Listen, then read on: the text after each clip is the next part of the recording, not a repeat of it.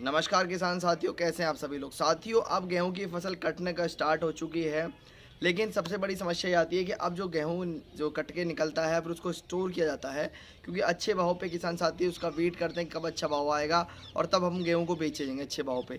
लेकिन क्या होता है, गेहूं को जब हम स्टोर करते हैं तो उसमें कीड़े लग जाते हैं, घुन लगना स्टार्ट हो जाता है, ईली बढ़ जाती है। तो मैं आज आपको एक ऐसा तरीका बताऊंगा, जैविक तरीका, जिससे कि आपको बिल्कुल किसी प्रकार का कोई कीड़ा नहीं लगेगा, ईली नहीं लगेगी, और आप जब आपको अच्छा भाव मिलेगा तब आप उसको बेच सकते हैं, और वो भी एकदम फ्री ऑफ कॉस्ट ये रहेगा।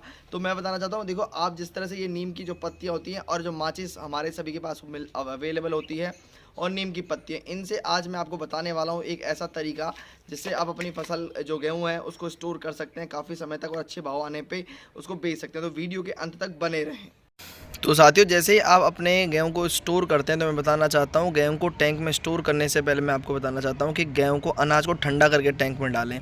ऐसे नहीं कि आपने थ्रेसर से निकाला और सीधा उसको भर दिया। पहले उसको आप रात भर में उसको ठंडा कर लें। जैसे कि आप रात भर में ठंडा कर लें तो सुबह अर्ली इन द मॉर्निंग आप उसको टैंक में डाल सकते हैं। गरम गरम अनाज को ना डालें, क्योंकि गरम अनाज को डालने से उसके अंदर घुन, ईली वगैरह पड़ने का ज़्यादा चांस रहता है। दूसरा, नमी ज़्यादा ना हो, कि आपका जो गेहूँ है वो गीला नहीं होना चाहिए, नमी नहीं होनी चाहिए उसके अंदर। तो अगर नमी है तो आप उसको धूप में सुखा लें।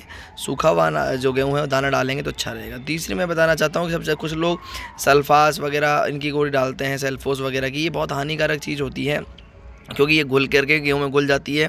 इससे बहुत सारी, फिर उसी गेहूं को हम खाते हैं तो इससे बहुत सारी बीमारियों का भी सामना करना पड़ता है। तो ये सब चीज़ें, सेल्फोस वगैरह, और इसके हानिकारक परिणाम भी देखने को मिलते हैं, बहुत सारी बीमारियां। तो इन सब चीज़ों को यूज नहीं करना चाहिए। मैं आज बताने वाला हूँ जैविक चीज़, जैसे कि नीम की पत्तियाँ, जो कि आप सभी जानते हैं कि नीम की पत्ती सबको आसानी से अवेलेबल हो जाती है।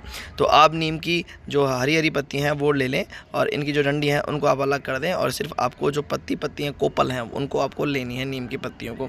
साथ ही साथ आपको लेनी है जो माचिस, जो हम सभी के घर में काम आती है माचिस, वो माचिस ले लें। साथियों, माचिस के अंदर मैं आपको बताना चाहता हूँ, इसके अंदर सल्फ़र होता है। सल्फ़र की मात्रा बहुत ज़्यादा पाई जाती है, सल्फ़र और फास्फोरस ज़्यादा होता है इसके अंदर।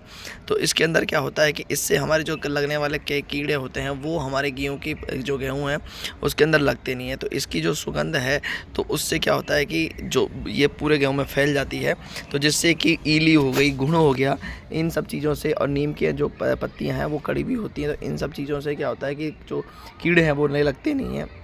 तो पहले आप कुछ पत्तियों को नीचे डाल दें, उसके बाद फिर आप टैंक के अंदर 2 4 5 माचिस डाल दें। माचिस ध्यान रखें भरी हुई होनी चाहिए, खाली माचिस नहीं होनी चाहिए, माचिस की तिल्लियाँ सहित माचिस होनी चाहिए। तो उसको डाल दें। फिर उसके बाद आप उसके अंदर टैंक में गेहूँ डाल दें, फिर गेहूँ डाल दें, फिर बीच में फिर कुछ माचिस और नीम की पत्तियाँ डाल दें, फिर गेहूँ डाल दें। तो इस तरह से आप बीच बीच में गेहूँ और बीच बीच में माचिस डालते रहेंगे। तो इससे क्या होता है कि आपकी जो फसल है, वो जो गेहूँ आपने स्टोर किया है फसल को काटने के बाद में, तो उसके अंदर कीड़े लगते नहीं हैं, और जब आप अच्छे भाव आने पे आप अपने गेहूं को बेच सकते हैं और एक अच्छा मुनाफा कमा सकते हैं। यदि आपका गेहूं के अंदर कीड़ा लग जाता है तो फिर क्या होता है, आपको उस तरह का दाम नहीं मिल पाता है। तो इस तरह से आप अपनी फसल को अधिकतम समय तक सुरक्षित रख सकते हैं। कैसी लगी जानकारी ज़रूर बताएं। धन्यवाद।